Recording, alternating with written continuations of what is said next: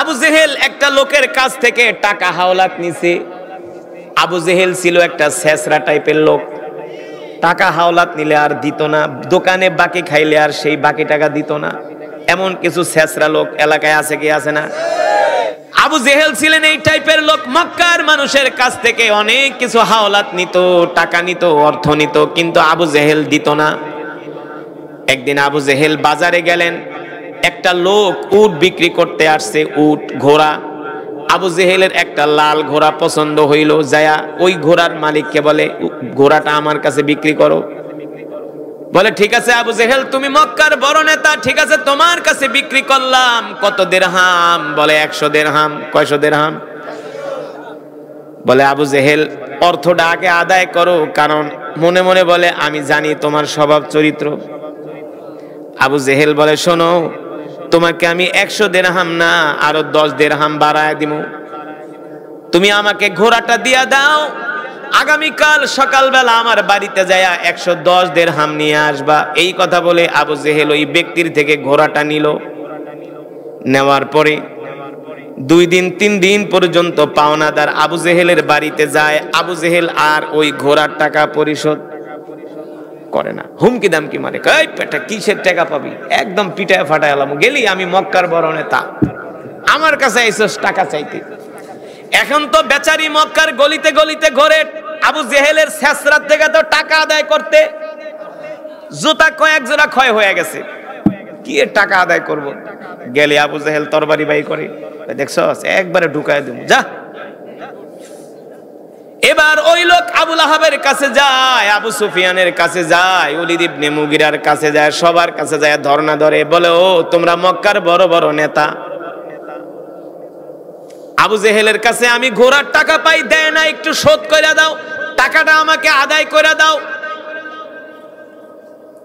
আবু লাহাব আবু সুফিয়ান ডাক দিয়া বলে মিয়া তুমি আর লোক পাইলা না, আবু জেহেলরে দিছো ঘোড়া পাখি, কে আমরা আবু লাহাব আবু সুফিয়ান তো দূরের কথা, আমাদের 14 গোষ্ঠী ওর থেকে টাকা আদায় করতে পারবো না। তবে শোনো, এই মক্কার জমিনে একজন ব্যক্তি আছে, ওই যে মসজিদের কোনায় বসে রয়েছে, তিনি কে? তিনি কে? আমাদের কলিজার টুকরা বিশ্ব নবী রাহমাতুল লিল আলামিন। আল্লাহু আকবার। বলে শোনো, মক্কার বড় বড় নেতাদের পিছনে ঘুরা লাভ নাই, আবু জেহেলের কাছে সবাই ফেল, কেউ আবু জেহেলের থেকে তোমার টাকা আদায় করে দিতে পারবো না। যদি একজন ব্যক্তি পারে, সে হলো ওই যে আব্দুল্লাহর ছেলে মোহাম্মদ, আমাদের ভাতিজা। যাও যাও, ওই যে মসজিদের কোনায় বসে আছে, বাইতুল্লাহর কোনায়, তার কাছে যায়া বলো। এবার লোকটা আস্তে আস্তে কইরা হাইটা আল্লাহর নবীর সামনে গেলেন। আল্লাহ রাসূল দেখে একটা মুস্কি হাসি দিছে। কেন আসছো, কেন আসছো? ওগো মুহাম্মদ শোনো, আবু জেহেল আমার থেকে একটা ঘোড়া বাকি নিছে, দাম ছিল 100 দিরহাম, বলছে আরো 10 দিরহাম বেশি দিবে, পরের দিন অর্থ আদায়, অর্থ নিলে পরের দিন। কিন্তু আবু জেহেল আমার অর্থ দেয় না, 100 দিরহাম তো দূরের কথা, 10 দিরহাম তো দূরের কথা, 100 দিরহামই দেয় না, আসল টাকাই দেয় না, লাভ তো দূরের কথা। কিন্তু মক্কার বড় বড় নেতারা বলছে এই অর্থ আপনি ছাড়া কেউ পরিশোধ করে দিতে পারবো না। আল্লাহ নবী বলে ইমশি মাই, চলো আমার সাথে চলো। আবু জেহেল বাড়িতে বৈশা, ঘরের ভিতরে বৈশা খাবার খাইতেছে, বিবির সাথে গল্প করতেছে। আল্লাহ নবী আবু জেহেলকে নিয়ে, আবু জেহেলের বাড়িতে যাচ্ছে পাওনাদারকে নিয়ে, পাওনাদার পিছনে পিছনে, আল্লাহ নবী আগে আগে হাঁটতেছে।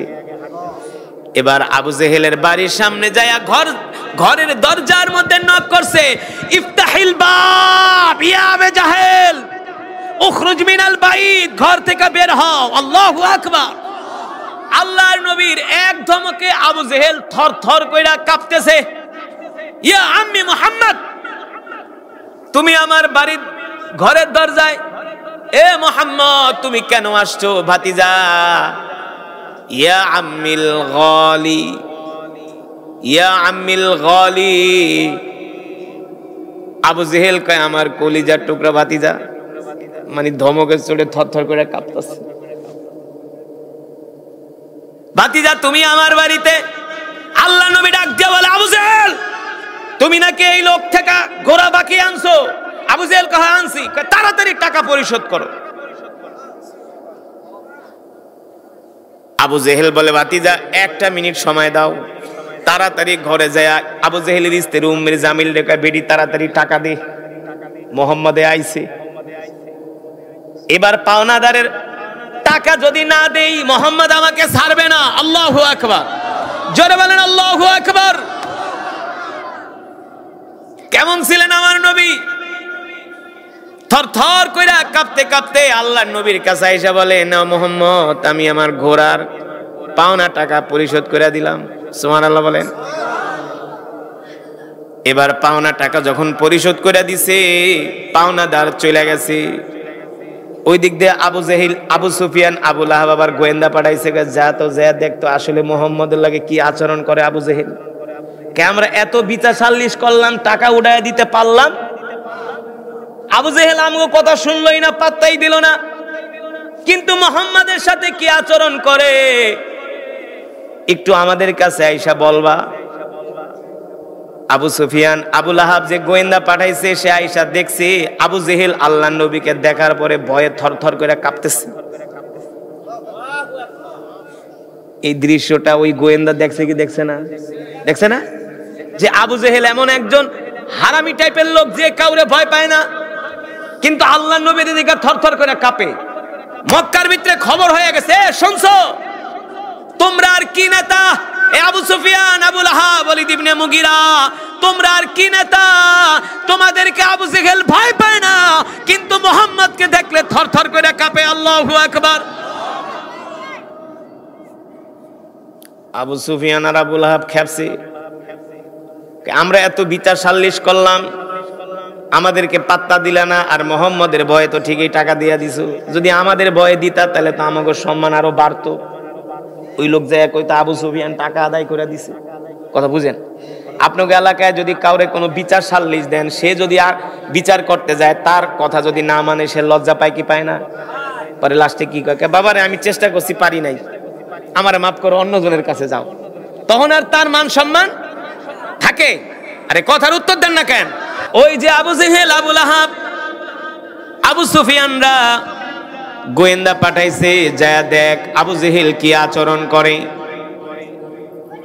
এবার যার মারফতে খবর পাঠিয়েছে, সে আয়েশা আবু সুফিয়ানকে, আবু লাহাবকে বলতেছে, নেতাজি শুনছেননি, আবু জেহেল আপনাদের সামনে এত বড় বড় কথা বলে, এত সাহসিকতা দেখায়, কিন্তু আজকের চিত্র তো দেখলাম ভিন্ন। বলে কি দেখলা?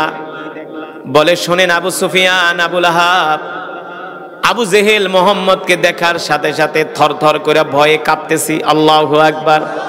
বলে আর কি করছে? বলে আবু জেহেল ঘরে যায়া দৌড়ায়া ওই ঘোড়াওয়ালার যত পাওনা দাওনা ছিল সব পাওনা দাওনা আদায় করে দিছি। বলে বলো কি? নাকি আবার আবু জেহেল মোহাম্মদের হাতে হাত রেখে কালেমা পড়ে মুসলমান হয়ে গেছে। আল্লাহু আকবার। নাকি আবু জেহেল আবার মোহাম্মদের হাতে হাত রেখা কালেমা পড়ে মুসলমান হয়ে গেছে। আবু জেহেলের তো এত সুন্দর আচরণ করার কথা। এবার আবু জেহেল রে মক্কার বড় বড় নেতারা ডাকছে, আবু জেহেল আসো, কাবার চত্বরে আসো, তোমার সাথে কথা আছে। আবু জেহেল গেছে। এবার আবু লাহাব, আবু সুফিয়ান, ওয়ালিদ ইবনে মুগিরা, মক্কার বড় বড় নেতারা ধরছে, বেটা এত সাল্লিশি করলাম, এত মাতবরি করলাম, আমাদের কথা শুনলি না, ঘোড়ার মালিকের অর্থ আদায় করলি না, আমাদেরকে লজ্জিত করলি, কিন্তু মোহাম্মদের এক ধমকে নাকি তুই একেবারে তোর পায়জামা নষ্ট হয়ে গেছে। মোহাম্মদের এক ধমকে নাকি তোর অবস্থা খারাপ হয়ে গেছে। আবু জেহেল কথা কয় না, মুখ চোখ কালো। কথা কও, তুই আমাদেরকে মানুষ না, মোহাম্মদকে দেখা তুই থরথর করে কাঁপছস। কে কইছে? আমরা লোক পাঠাইছি, প্রমাণ আছে। আবু লাহাব কোনো কথা বলে না, আবু জেহেল কোনো কথা বলে না। পিছন থেকে আবু সুফিয়ান কয় না, আবার গোপনে গোপনে মোহাম্মদের হাতে হাত রেখে মুসলমান হয়ে গেছে। আবু জেহেল বলে, আবু লাহাব, আবু সুফিয়ান, না যাই না, শুধু শুধু মন্তব্য করো না, ঘটনা তো অন্য কিছু। ঘটনা এবার আবু সুফিয়ান আবুল আহাব কয়, কি ঘটনা বলো তো আবু জেহেল? কয়, ভাই রে, বিশ্বাস কর, বিশ্বাস কর। আবু জেহেল মিছা কথা কয় না। আবু জেহেল অত ভালো মানুষ না যে চাইলেই টাকা দিয়া দেয়। আবু জেহেল যে কত নম্বর ছেঁচড়া মানুষ তোরা তো জানোস। আবু জেহেলের টাকা আদায় করা কিন্তু সোজা না। আবু সুফিয়ান কতে দিলি কে? আমাদেরকে লজ্জিত করলি, মোহাম্মদ রে তো মক্কার হিরো বানায় দিলি। এখন তো ওই লোক মক্কার গলিতে গলিতে ঘুরে কইব, এই আবু লাহিব ভাই আর আবু সুফিয়ানে আমার টাকা আদায় করে দিতে পারে নাই। পারছে কে? কথা কয় না। পারছে কে? মোহাম্মদ পারছে। তার মানে মোহাম্মদের এখন জনপ্রিয়তা বেড়ে যাবে। আরে যার দ্বারা মানুষ উপকার পায় তার কথাই তো কয়। কথা কন, যার দ্বারা উপকার পায় তার কথাই তো। আবু লাহাব কয়, মান সম্মান শেষ করে দিছস, টাকাটা কেন দিলি? আর দিছস আমাদের মাতবুরিতেই দিতি, তাহলে তো আমরা আজকে মক্কার মানুষের কাছে হিরো হয়ে যাইতাম। তুই তো আমাদের মান সম্মান একেবারে মাটির সাথে মিশাই দিছস। আবু জেহেলকে, দোস্ত রে, না যাই না শুধু সমালোচনা করিস না, ঘটনা কিন্তু অন্য একটা ঘটে গেছে।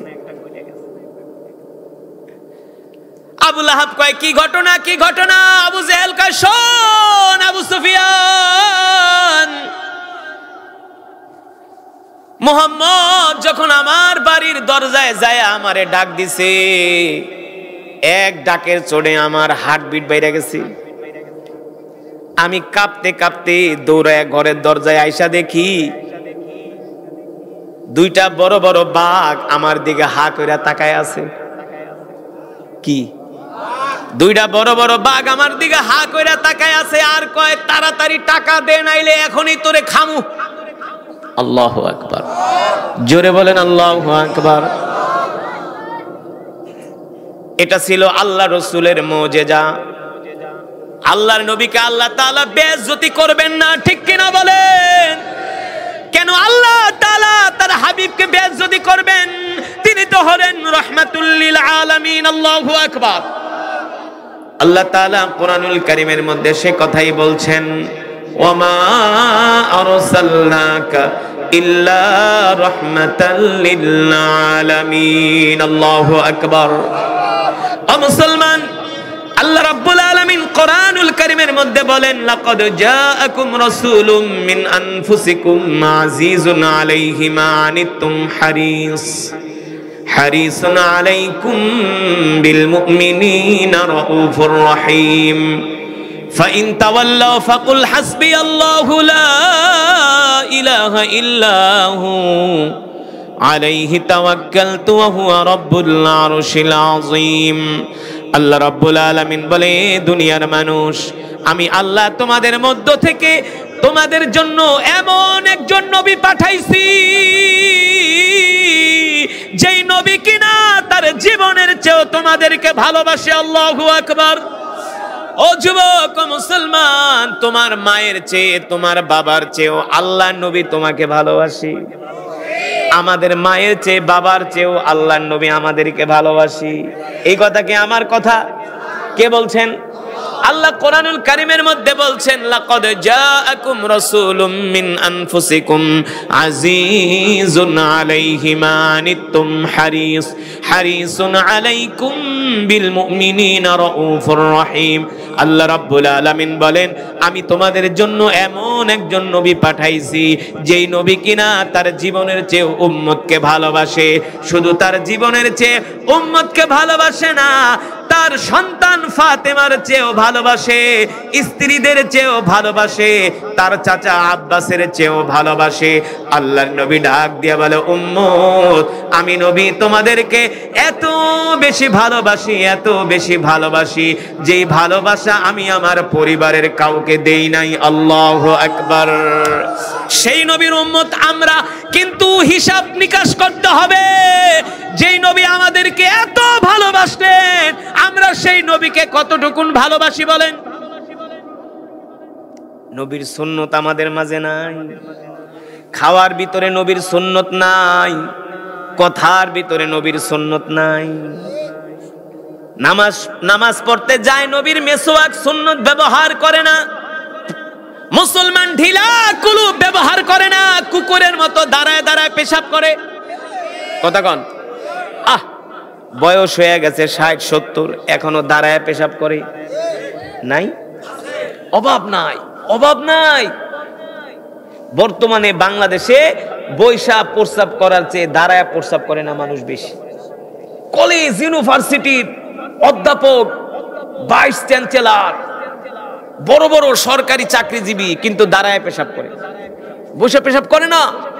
কলেজ ইউনিভার্সিটির 100-র মধ্যে 90% স্টুডেন্ট দাঁড়ায় প্রস্রাব করে। সঠিক মিথ্যা বলছি? কলেজের 100-র ভিতরে 50% যুবক দাঁড়ায় পেশাব করে। নবীর সুন্নত নাই, নবীর আখলাক নাই, নবীর চরিত্র নাই। কিন্তু সাহাবায়ে কেরাম আল্লাহর নবীকে কেমন কইরা ভালোবাসছে জানার দরকার আছে কি আছে না? আল্লাহর নবীকে সাহাবায়ে কেরাম কলিজা দিয়া ভালোবাসছে। সুবহানাল্লাহ বলেন।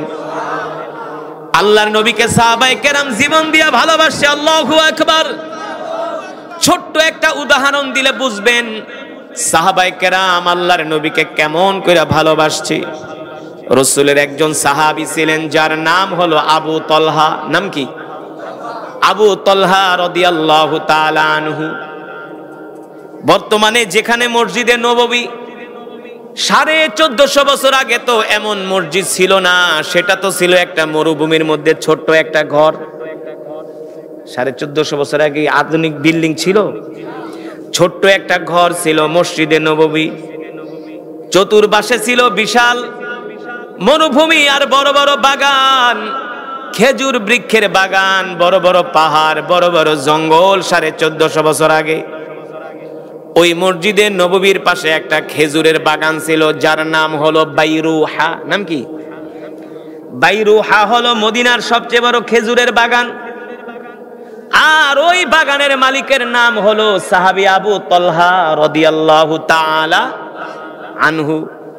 দেখেন সাহাবীরা আল্লাহর নবীকে কেমন কইরা ভালোবাসে। ওই খেজুরের বাগানের ভিতরে একটা পানির কূপ ছিল, কূপ। বর্তমানে সৌদি আরবে তেলের চেয়েও পানির দাম বেশি, কারণ সেটা তো মরুভূমির দেশ। তেল পাওয়া যায় মাটির নিচে, সহজে পানি পাওয়া যায় না। এখনো সৌদি আরবে বর্তমানে পানির খুব সংকট, খুব পানির প্রয়োজন। কিন্তু ওই বাইরুহার বাগানের মালিক ছিলেন সাহাবী আবু তলহা রাদিয়াল্লাহু তাআলা আনহু। ওই খেজুরের বাগানের ভিতরে একটা পানির কূপ ছিল।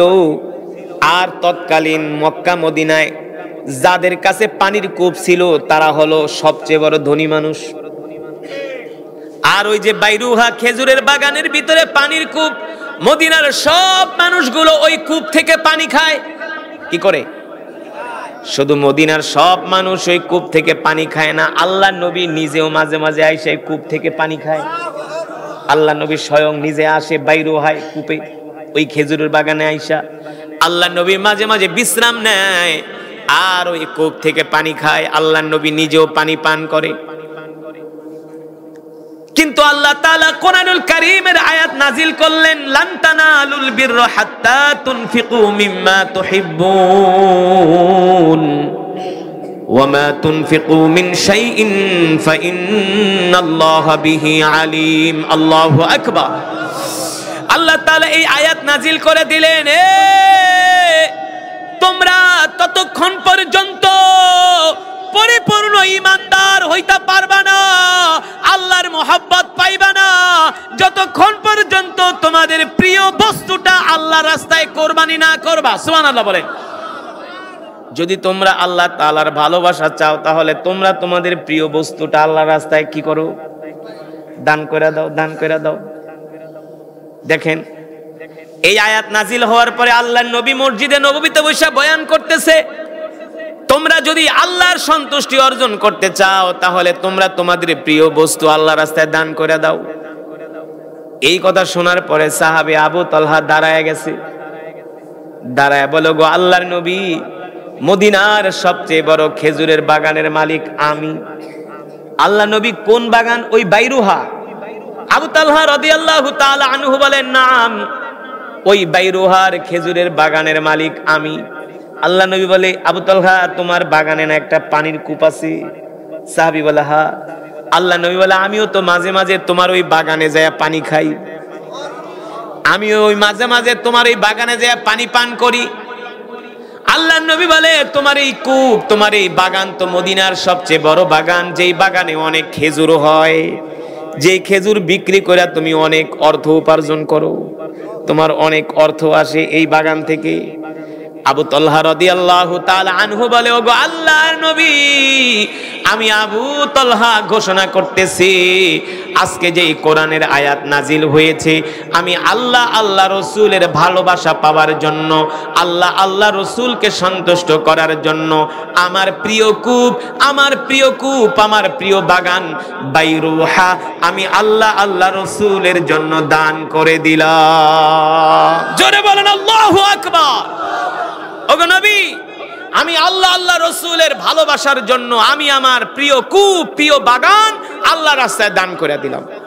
আল্লাহ নবী বলে, বলো কি? বলে হ্যাঁ। আল্লাহ রসুল বলে, আরেকবার চিন্তা করো, এত বড় বাগান দান করবা? আল্লাহ রসুল দেখতেছে সাহাবী মনের তামান্না, মনের ইচ্ছা। সাহাবী বলে, গো আল্লাহর নবী বলেন কি? শুধু বাইরুহা না, এই বাইরুহার মতো আরো বড় বড় বাগানা যদি আমার কাছে থাকতো, আমি সব আল্লাহ আল্লাহ রসুলের জন্য দান করে দিতাম।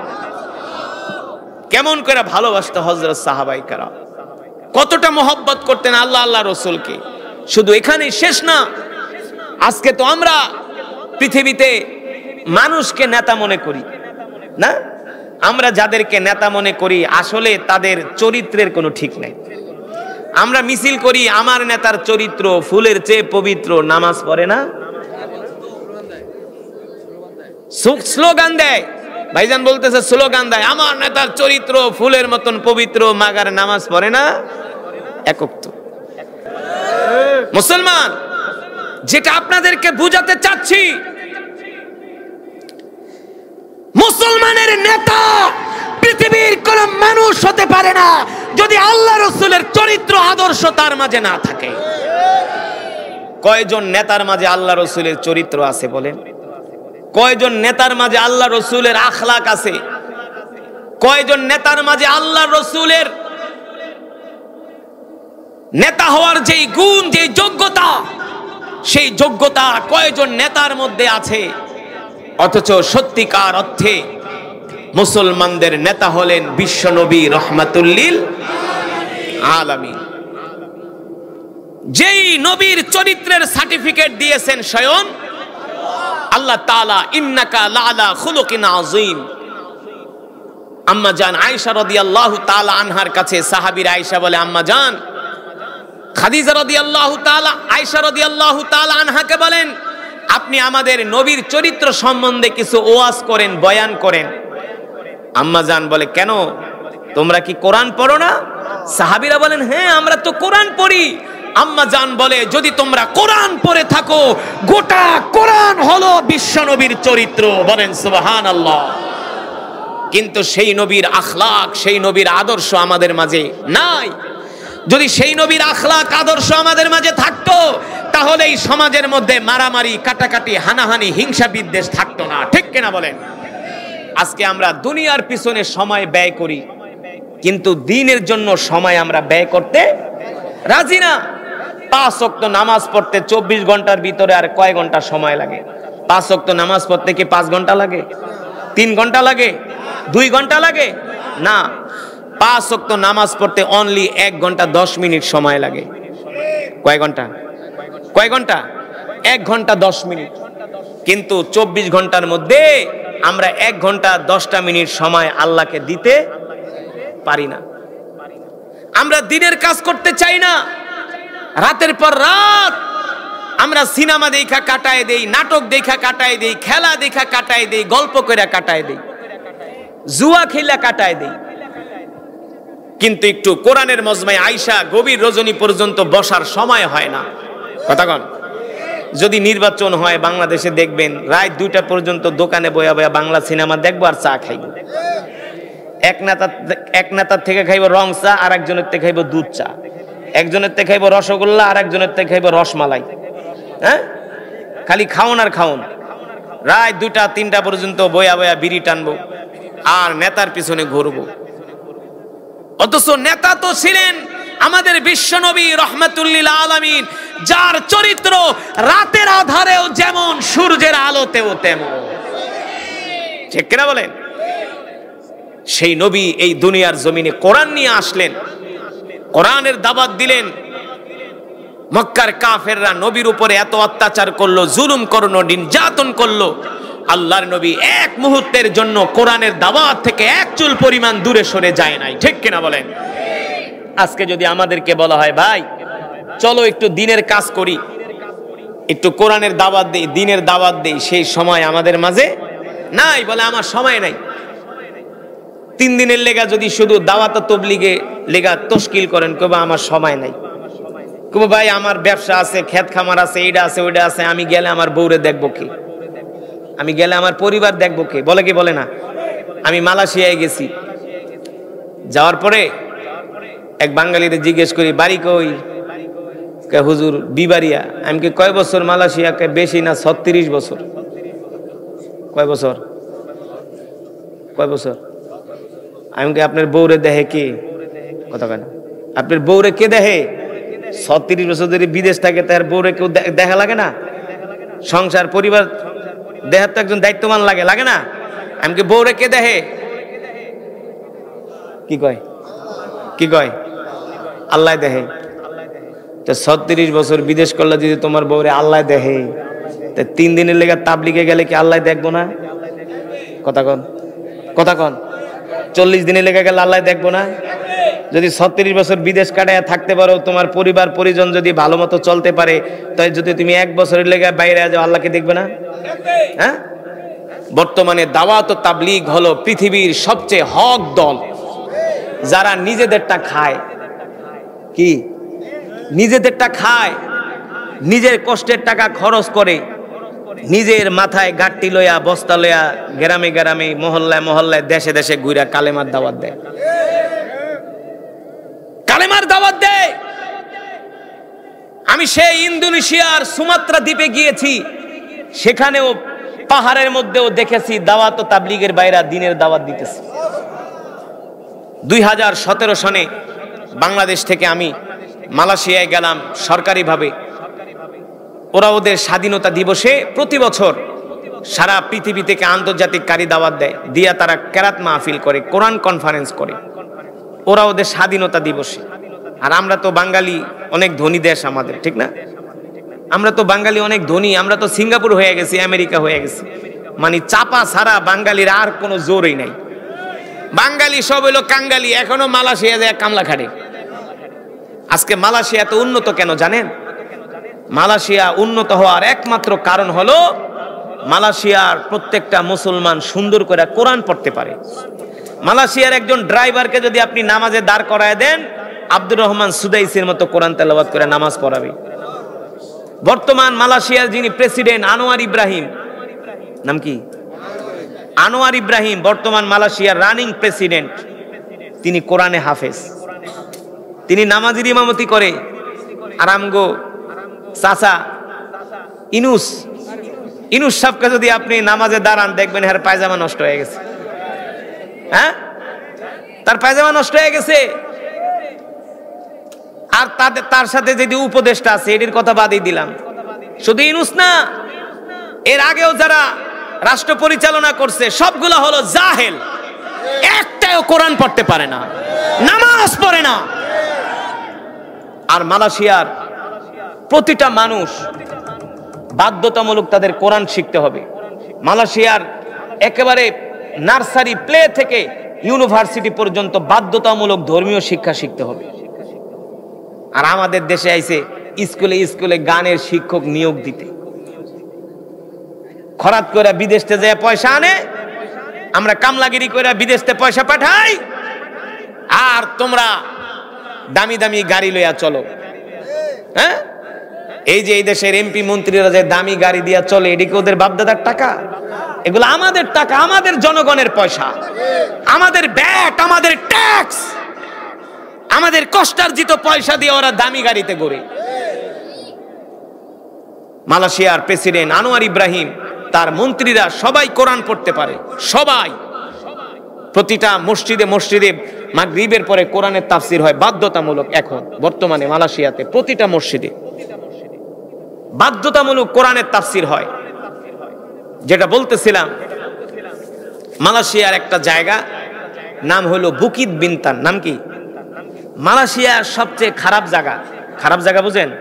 যেখানে পতিতারা থাকে, পতিতা, যেখানে নাইট ক্লাব, যেখানে মদের বার, নিষিদ্ধ পল্লী যাকে বলে, মালয়েশিয়ার একটা জায়গা বুকিত বিনতান।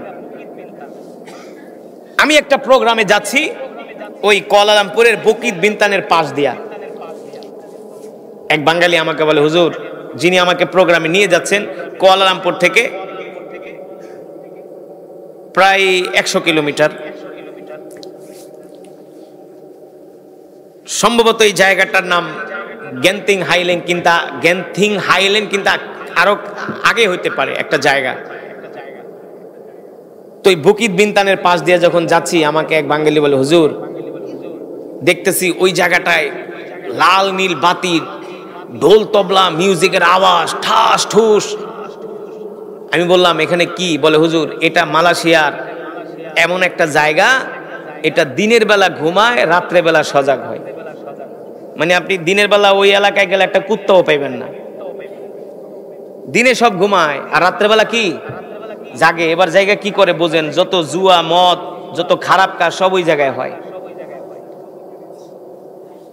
পরের 2 দিন পরে আরেকটা প্রোগ্রাম ছিল আমাদের, সম্ভবত মালয়েশিয়ার একটা জায়গা আছে আমপাং, সেখানে যাচ্ছি। এখন দেখি কি এমন সাদা জুব্বাওয়ালা, সাদা পাগড়িওয়ালা সিরিয়াল ধইরা 10-15 জন মানুষ ওই নাইট ক্লাব, মদের বার, ওই পাশ দিয়া তারা হাইটা যাইতেছে। নাইট ক্লাব, মদের বার, আর উলঙ্গ মেয়েরা, অর্ধনগ্ন পোশাক পরা মেয়েরা ওদের বারের সামনে, ক্লাবের সামনে দাঁড়ায় থাকে ক্লায়েন্ট ধরার জন্য। তা আমি জিজ্ঞেস করলাম যে এই নিষিদ্ধ পল্লীতে ওই যে সাদা পাগড়িওয়ালা জুব্বাওয়ালা ওরা কারা? ওরা কারা? বলে, হুজুর, খুশির খবর হলো, আলহামদুলিল্লাহ, প্রতি বৃহস্পতিবার মালয়েশিয়ার রাজধানী থেকে 50-30 কিলোমিটার দূরে শ্রীপাতালি একটা জায়গা আছে, সেখানে হলো বর্তমান দাওয়াত ও তাবলীগের মার্কাজ। দাওয়াত ও তাবলীগের মার্কাজ, কথাটা খেয়াল করবেন। এই শ্রীপাতালি মসজিদ থেকে প্রতি বৃহস্পতিবার একটা কইরা জামাত বের হয়। ওই জামাতের লোক আইসা প্রতি ক্লাবের মানুষদেরকে দাওয়াত দেয়। প্রতি ক্লাবের বলে, তারা সাথে করে তোয়াইলা নিয়ে আসে, সাদা বড় বড় তোয়াইলা। ওই যে অর্ধনগ্ন মেয়েরা দাঁড়ায় থাকে না, তো ওদেরকে যা প্রথম যে, বোন, তুমি তোয়াইলাটা পরো, তোমার শরীরটা ঢাকো। অথবা মদের বারে তো পুরুষও থাকে না, ওদেরকে বলে যে তোমরা আমাদের কিছু কথা শুনতে আসো। বলে, হুজুর, এই মেহনতটা শুরু হয়েছে আজ থেকে প্রায় 10-12 বছর হয়ে গেছে। বলে, এর আগে এই অবস্থা আরো খারাপ ছিল, কিন্তু বর্তমানে আলহামদুলিল্লাহ দাওয়াত ও তাবলীগের মেহনতের কারণে এই এলাকা আগের চেয়ে 50% ভালো হয়ে গেছে। বলি 50% ভালো হয়েছে। হুজুর, আগে তো আরো খারাপ ছিল, আগে আরো খারাপ ছিল। মানে কি যে খারাপ ছিল এটা আপনাকে ভাষায় প্রকাশ করা যাবে না।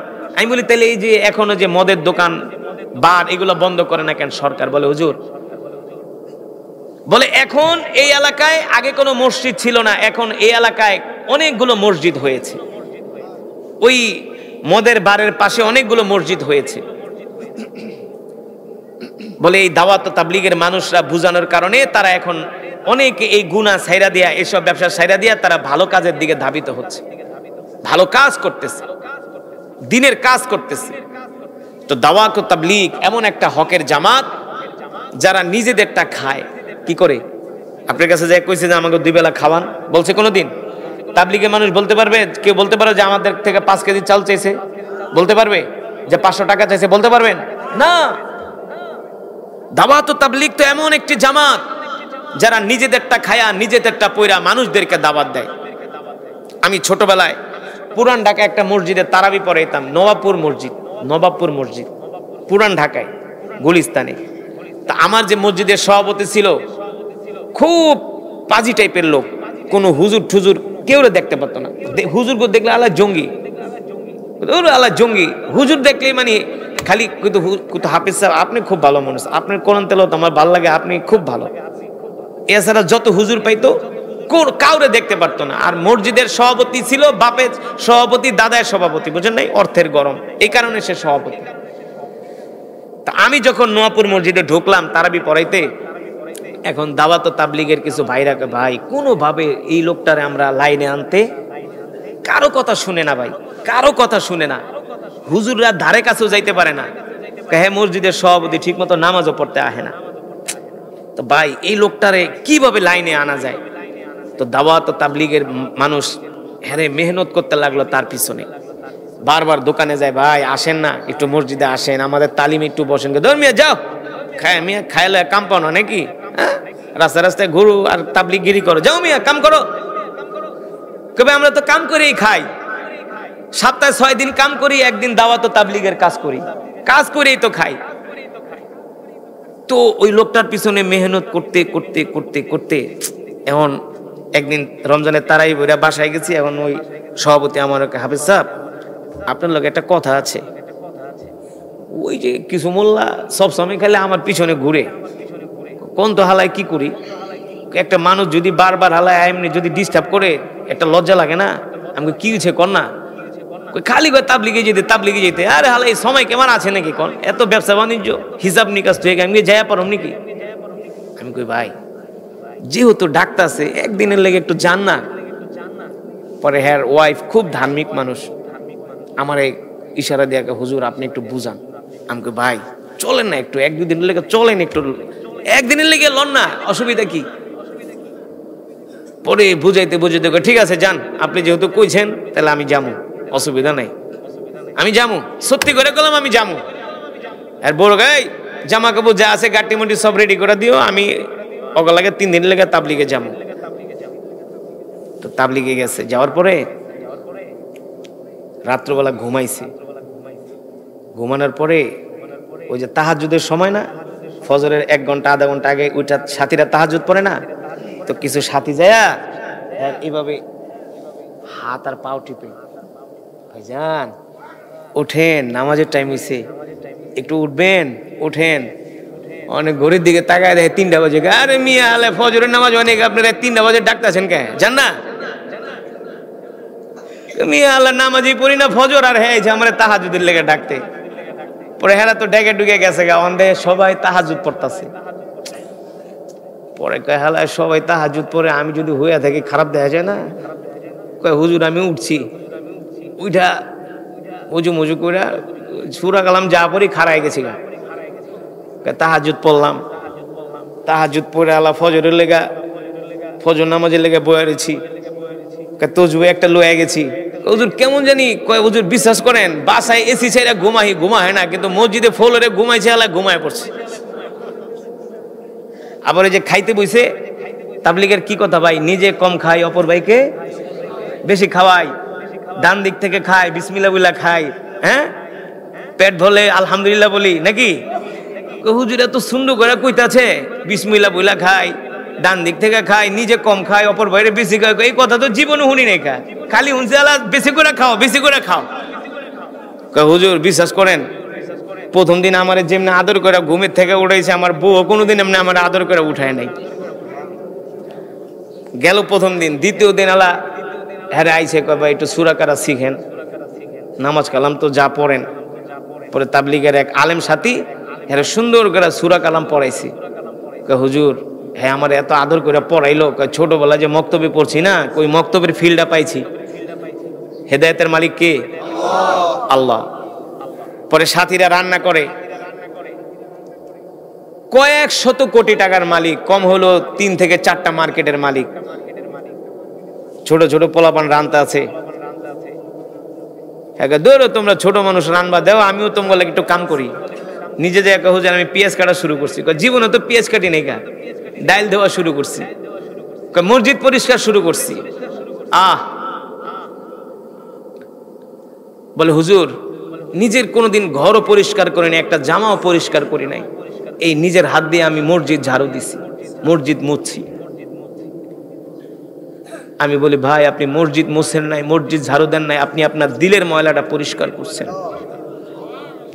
ওই লোককে আল্লাহ তাআলা এখন এমন হেদায়েত দিছে, সে এখন দাওয়াত ও তাবলীগের আমির হয়ে গেছে, আমির।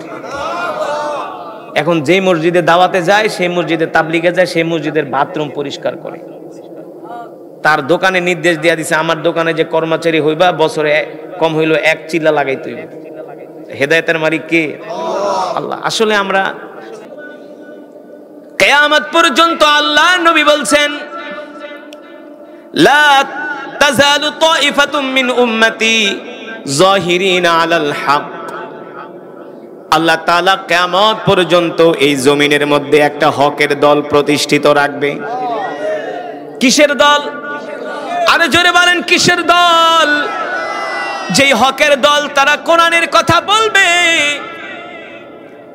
একটা ওলামায়ে কেরামের হক দল আল্লাহ তাআলা কিয়ামত পর্যন্ত জমিনের মধ্যে প্রতিষ্ঠিত রাখবে। আর এই ওলামায়ে কেরামদেরকে সমর্থন করার জন্য, সাপোর্ট করার জন্য আপনাদের মতো কিছু আল্লাহওয়ালা কিয়ামত পর্যন্ত দুনিয়াতে থাকবে। এই যে আপনারা আসছেন, দূর দূরান্ত থেকে আসছেন, মাহফিলের পরে আপনাদেরকে এক পোটলা বিরিয়ানিও দেওয়া হবে না, 500 টাকাও দেওয়া হবে না, ঠিক কিনা বলেন? কেন বসে আছেন? তোবারক আছে, কিন্তু কেউ তোবারকের জন্য আসে নাই। যখন পোস্টারে দেখছে একজন কোরআনের কারি আসবে না, কোরআন তেলাওয়াত শোনার জন্য, কলিজাকে ঠান্ডা করার জন্য কোরআনের মাজমায় এসেছে, ঠিক কিনা বলেন? কিন্তু অনেক গরু খাওয়া মুসলমান, অনেকেই 2-4 কিলো দূর থেকে আসছে, পায়ে হাইটা আসছে, যায় দেখেন মসজিদ থেকে পাশে বাড়ি, মাহফিলের প্যান্ডেল থেকে 100 গজ 200 গজ, সেও আসতে পারে নাই। কথা কন, কিভাবে আসবে? কিভাবে আসবে? তার দিলের মধ্যে আল্লাহর মোহাব্বত নাই, আল্লাহর কোরআনের মোহাব্বত নাই, ঠিক কিনা বলেন? অথচ যুবক মুসলমান, এই কোরআনের জন্য আল্লাহর নবীর সাহাবীরা জীবন দিছে, ঠিক কিনা বলেন? এই কোরআনের জন্য আল্লাহর নবী উহুদের ময়দানে দান মোবারক শহীদ করছে একমাত্র কোরআনের জন্য, এই কোরআনের জন্য। আমি যে আপনাদের সামনে কোরআন পড়লাম, আপনারা শুধু শুনছেন, এক এক হরফে 10টা কইরা নেকি পাইছেন। কয়টা কইরা নেকি? জোরে বলেন কয়টা কইরা নেকি? আল্লাহ তাআলা কোরআনুল কারীমের মধ্যে বলছেন ওয়া ইযা তুলিয়াত আলাইহিম আয়াতুহু যাদাতুহুম ঈমানা। আল্লাহু আকবার। আল্লাহ তাআলা বলেন নবী দুনিয়ার মানুষদেরকে বলে দেন, আমি আল্লাহ আপনার উপর যেই কোরআন নাজিল করছি, এই কোরআন যখন আমার বান্দা তেলাওয়াত করে, তেলাওয়াত শুনে, তখন আমি আল্লাহ আমার বান্দার ঈমান বাড়ায়া দেই। কি বাড়ায় দেই? ঈমান বাড়ায় দেই। এই কোরআন শুনলে ঈমান বাড়ে, এই কোরআন শুনলে গুনাহ মাফ হয়, ঠিক কিনা বলেন? এই কোরআনের মজমায় আসলে বান্দার সাথে আল্লাহর সাথে সম্পর্ক তৈরি হয়। এই কোরআনের মজমায় আসলে পাথরের মতো হৃদয়টা মোমের মতো গলে যায়। এই কারণে আল্লাহ তাআলা কোরআনুল কারীমের মধ্যে বলছেন ওয়া নুনাজ্জিলু মিনাল কুরআনি মা হুয়া শিফাউ ওয়া রাহমাতুল লিল মুমিনিন ওয়া লা ইয়াজিদুজ জালিমিনা ইল্লা খাসারা। এ যুবক, আজকে তুমি কোরআনের মাজমায় আসো না, তোমাকে মসজিদে পাওয়া যায় না, দ্বীনের কাজে পাওয়া যায় না। কিন্তু যুবক, তুমি জানো না এই কোরআনের জন্য আল্লাহ রাসূলের কত সাহাবীরা যারা ছিলেন বড় লোকের সন্তান, যাদের বাবা ছিল মক্কার সবচেয়ে বড় মিলিনিয়ার ব্যবসায়ী, এমন ধনী মানুষের সন্তানরা শুধু আল্লাহর নবীর জমানে কোরআন শুনা তারা কালেমা পড়া মুসলমান হয়ে গেছে। এই কোরআন শুনা আল্লাহ রাসূলের একজন সাহাবী ছিল যার নাম হলো মুসাব বিন উমাইর। নাম কি? আল্লাহ রাসূলের একজন জালিল কদর সাহাবী যার নাম হলো মুসাব বিন উমাইর রাদিয়াল্লাহু তাআলা আনহু। এই মুসাব বিন উমাইর ছিলেন মক্কার সবচেয়ে বড় ধনী মানুষ, তার সন্তান। সুবহানাল্লাহ বলেন। আপনারা তো কোরআনের মজমায় আসতেন, কোনো কষ্ট করতে হয় নাই, কেউ আপনাদেরকে আসার জন্য বাধা দেয় নাই। কিন্তু মুসআব বিন উমাইরের বাড়িতে আবু জেহেলের মতো বড় নেতা গেছে, নেতা আবু লাহাব, উতবা, সাইবা, আবু সুফিয়ানের মতো বড় নেতা গেছে, যে বলছে মুসআব শোনো, তোমার বাবা হলো মক্কার সবচেয়ে বড় ব্যবসায়ী, তোমার বাবাকে আমরা সম্মান করি, শ্রদ্ধা করি, আর তুমি হলে আমাদের আগামী দিনের নেতা। মুসআব বিন উমাইর একজন সুশিক্ষিত যুবক ছিল, কবি স্বভাবের যুবক ছিল, শিক্ষিত যুবক ছিল, দেখতে শুনতে যেমন সুন্দর, জ্ঞানের দিক দিয়া, মেধার দিক দিয়া, নেতৃত্ব দেওয়ার দিক দিয়ে একজন যোগ্য নেতা ছিলেন মুসআব বিন উমাইর। এই কারণে আবু জেহেল, আবু লাহাবদের ভয় ছিল কোন সময় না আবার মুসআব যায়া মুহাম্মদের কাছে হাতে হাত রেখা কালেমা পড়া মুসলমান হয়ে যায়। কারণ আমার নবী, বিশ্ব নবী রাহমাতুল লিল আলামিনকে মক্কার কাফেররা দেখা মাত্রই তাদের অন্তরের মধ্যে একটা কম্পন সৃষ্টি হয়ে যেত। আল্লাহু আকবার। এই যে আবু জেহেল এত বড় নেতা ছিল, কিন্তু আল্লাহ নবীর সামনে আসলে আবু জেহেল বিড়ালের মতো চুপ করে বসে থাকতো। আবু জেহেল আল্লাহ নবীকে দেখলে ভয়ে থরথর করে কাঁপতো। সুবহানাল্লাহ বলেন। কেমন ছিলেন আমার নবীর ব্যক্তিত্ব, আমরা কেমন নবীর উম্মত। আল্লাহু আকবার। যতক্ষণ বয়ান চলবে ততক্ষণ ময়দান কাঁপবে।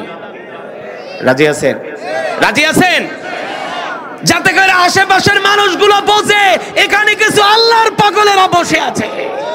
আমরা কার পাগল? আরো জোরে বলেন, কার পাগল? আমরা কি দুনিয়ার পাগল, নারীর পাগল, বাড়ির পাগল, ক্ষমতার পাগল, সম্পদের পাগল? কার পাগল? দুনিয়ার মানুষ আমাদের পাগল বলে বলুক, তাতে আমাদের কিছু যায়। আমরা আল্লাহর পাগল হতে চাই, ঠিক কিনা বলেন? আর আল্লাহর পাগলেরা আল্লাহ তাআলার কথা শুনলে পাগল আর বেকারার হয়ে যায়, ঠিক থাকতে পারে না, ঠিক কিনা বলেন? এই কারণে যতক্ষণ বয়ান চলবে 6 গ্রামের মানুষ মাইকের আওয়াজ শুনে বুঝবো যে না, আজকে একটা মাহফিল হইতেছে কোটবাড়ি এলাকায়। আমি যে আপনাদের এলাকায় আসছি, খুশি নাকি বেজার? খুশি হয়েছেন? বাংলাদেশের এমন কোন বড় মাহফিল নাই যেখানে আমি দাওয়াত পাই না বা আমি যাই না।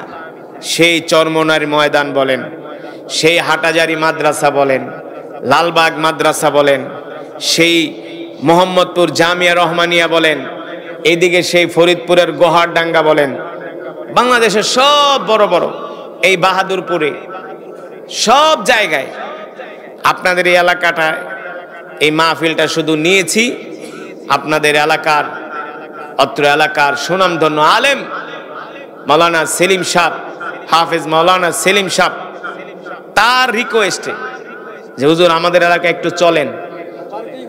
এর বাড়ি এটা, কিন্তু আমি জানি যে মাদারীপুরের মাহফিলের অবস্থা বেশি ভালো না, তারপরও আসছি। খুশি হয়েছেন তো? আপনাদের যে কোরআন শুনেছি খুশি হয়েছেন তো?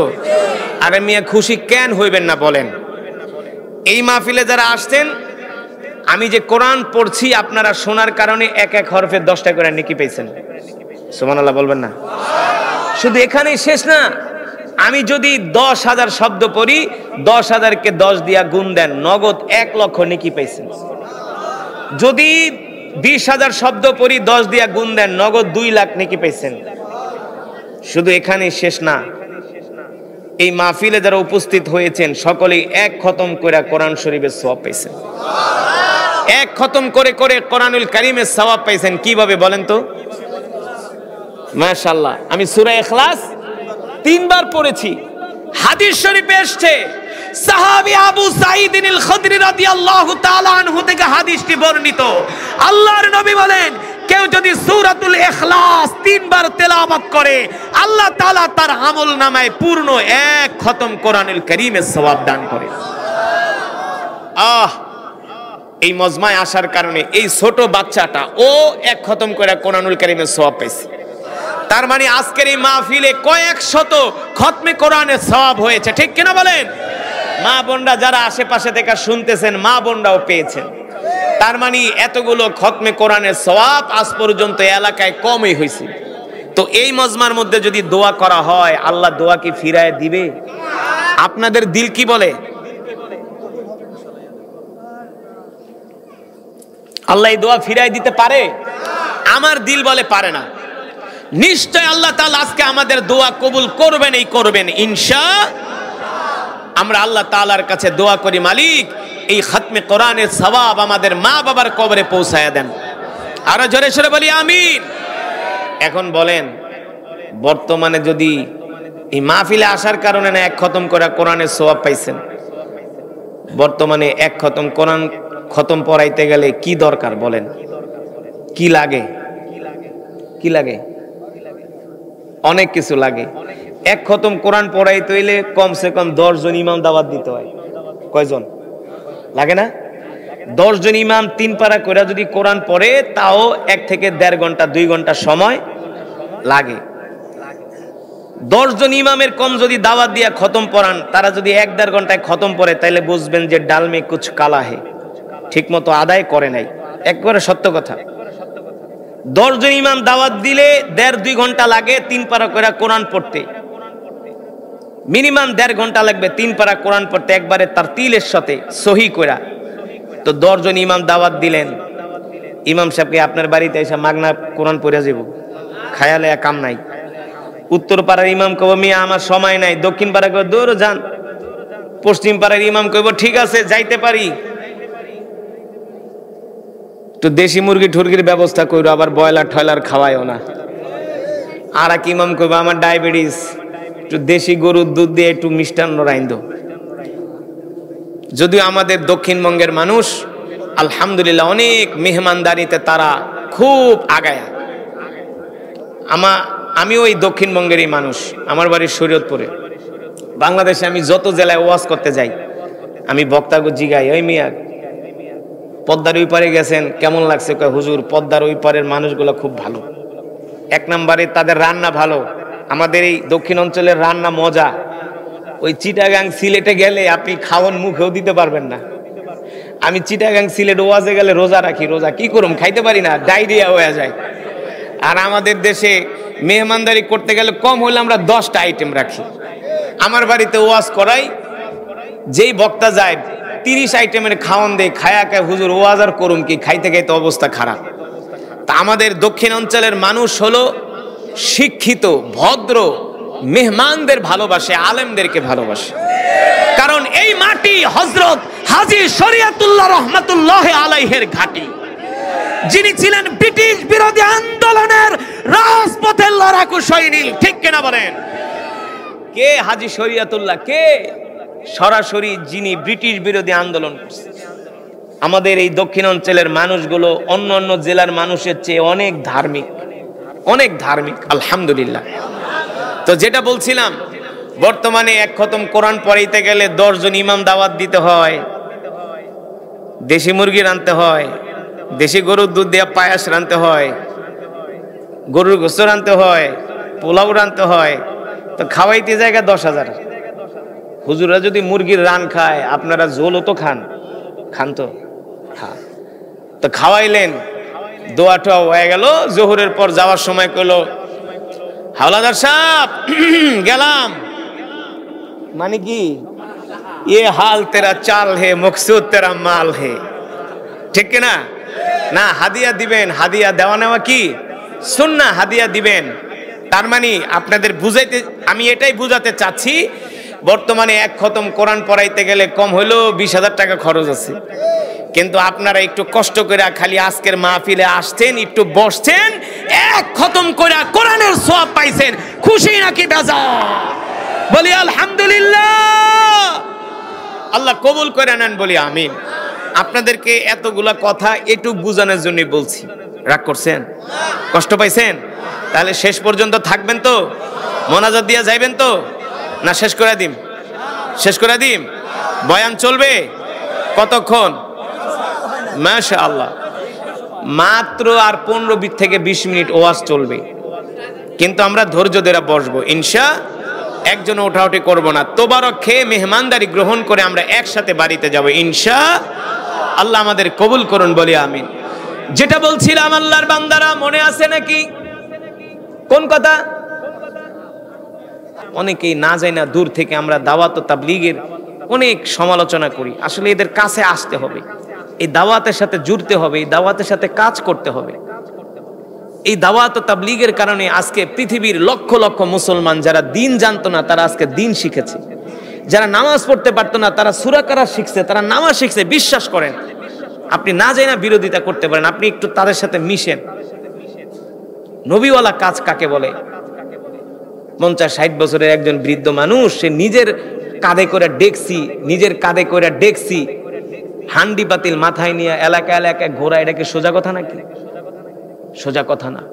এই কারণে বলবো ভাই, আমরা নবীওয়ালা কাজ, দ্বীনওয়ালা কাজের সাথে আমরা সম্পর্ক রাখবো ইনশাআল্লাহ। আল্লাহর কোরআন শিখবো, 5 ওয়াক্ত নামাজ আমরা জামাতের সাথে আদায় করব ইনশাআল্লাহ। রাজি আছেন? নামাজ কয় ওয়াক্ত?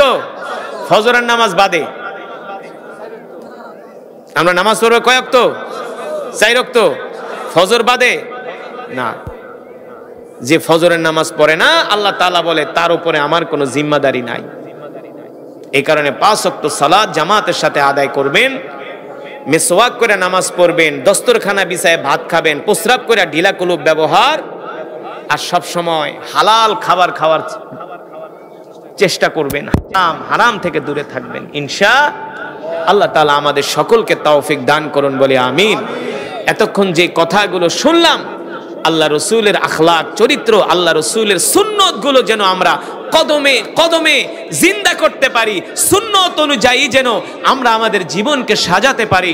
আল্লাহ তাআলা আমাদের তৌফিক দান করুন, বলি আমিন। তাহলে বলেন, আজকের মাহফিলে এসে আপনারা খুশি নাকি বেজার? বলি আলহামদুলিল্লাহ। আমরা যে কথাগুলো শুনলাম, এই কথাগুলো আমাদের শোনার দরকার ছিল কি ছিল না? এই যে আপনারা কষ্ট করে আসছেন, কোরআনের মজমায় বসছেন, আল্লাহ তাআলা আমাদের কাউকে খালি হাতে ফিরায়া দিবে না ইনশাআল্লাহ। আমার দিল বলে আল্লাহ আজকে আমাদের গুনাহগুলো মাফ করবে ইনশাআল্লাহ। আল্লাহ তাআলা আমাদের সকলকে কবুল করুন, বলি আমিন। এই মাহফিলটা আগামী বছর হোক, আপনারা চান? কে কে চান? হাত উঠান। মাশাআল্লাহ মাশাআল্লাহ মাশাআল্লাহ। আগামী বছর চান? হাত নামান। যদি চান তাহলে মাহফিল কমিটি যখন মাহফিল করবে, আপনারা তাদেরকে সর্বাত্মক সহযোগিতা করবেন ইনশাআল্লাহ। আর একজন হক্কানি আলেম দাওয়াত দিবেন, যে আলেমরা হক কথা বলে, তাদেরকে দাওয়াত দিয়া কোরআনের কথা শুনবেন। আল্লাহ তাআলা আপনাদের সকলকে কবুল করুন। আল্লাহ যদি বাঁচায় এই মাইকটা